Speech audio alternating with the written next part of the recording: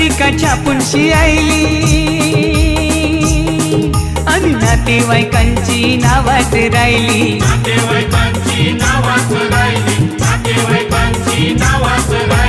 कालच पत्रिका छापूनशी आईली आणि नातेवाईकांची नावात राहिली,